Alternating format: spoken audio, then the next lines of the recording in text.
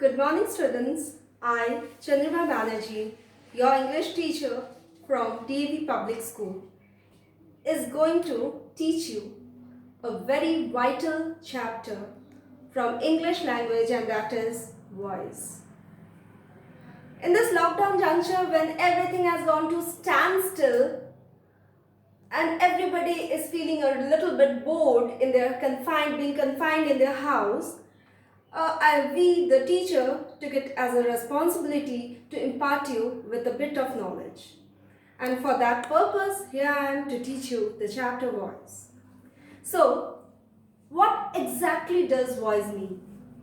Voice is the verb form which directly tells us the relation of a subject to the action done by it.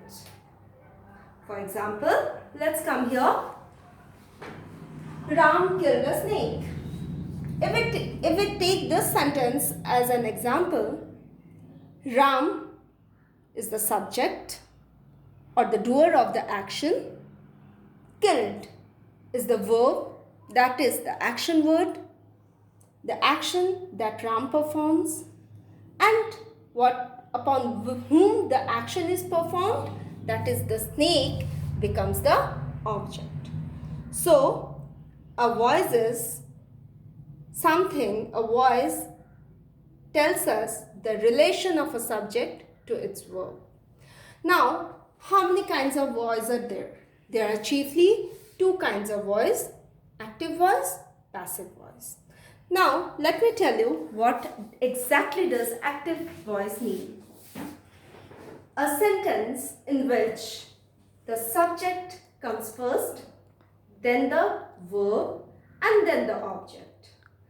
This kind of sequence is there in the active sentence. Like I gave you, Rahul read a book. Rahul, the subject, read is the verb, and a book is the object. Rahul performs the action, that is reading, upon whom a book, that is the object. Now, let's think about what is a passive voice. A passive sentence is that sentence in which just the reverse happens. That is, the object in an active sentence comes to the first person, then the verb, and then the subject. Let's look into this comparative example. Like here, we have Ram killed a snake in this active sentence. When we are moving to its passive form, we can see that the snake, which is the object of an active sentence, comes to the first position and becomes the foremost and the most important part. A snake was killed. That is, in active sentence, the verb, that is killed, becomes was killed, that is the past participle form. And here we just added a by, that is a very, very vital part in the passive sentence, and Ram, that is the subject, comes at the last position. So the sequence is like this in a passive sentence: object plus verb plus by plus subject. Now, a very important thing is to be remembered, children, that in English language there are many sentences in which object is not there. So in such sentences in which there is no object, such kind of sentences do not have its passive form. For example, I will tell you, John slept well. John is the subject. What is he doing? Sleeping. Slept. So this sentence do not have an object. So mind you that such kind of sentence will not have its passive form. Now, if we are digging into the object part, some few more points to be cleared in the object portion. Like generally, with the object in our mind, we always think that object is an element or a material, but whenever a person becomes an object, what will happen in its passive form? In such kind of sentences, what will be the passive form? For example, someone pushed me. What will happen in such kind of sentences in which in the object part also there is a person? Me will be converted into I. I was pushed. That's it. It's up to us. If we want to add up the subject, we can do that. I was pushed by someone. Correct? This is a kind of example. Now next let's move on to another example with another type of object form. In a sentence where there exists two objects, what will happen with its passive form? Like, for example, one is the material object and one is the person object. What are we going to do with this? Like, for example, I will just write it on the board, few examples, and you will be cleared out with this. Like, for example, if I tell you that someone handed me a note, what will be here? Someone handed me a note. Someone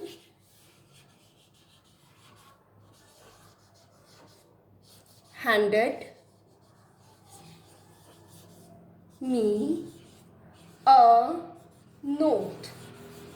So, as far we are talking with object, we can see there are two objects, a person object and a material object. So, in such kind of sentences, two types of passive forms will exist. Like the first one will exist like this: I was handed a note. Me will become I was handed a note. Note will remain like this. In the second form, note will, or the material object will come to the front. A note was handed to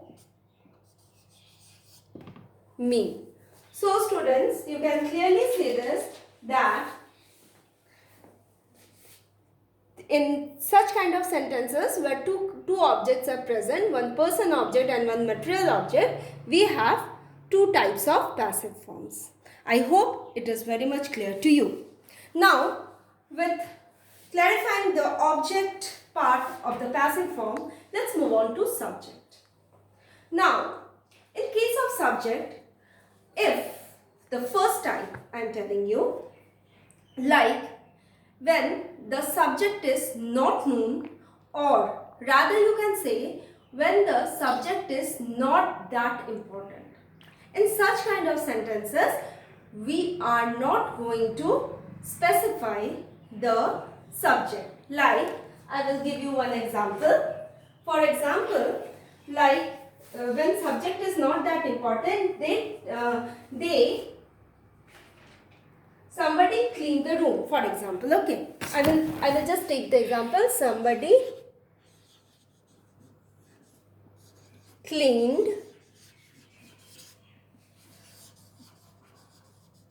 the room. Now, do we know who is this somebody? Do we know, children, that who is this somebody? No, we don't know. Now, what we will do?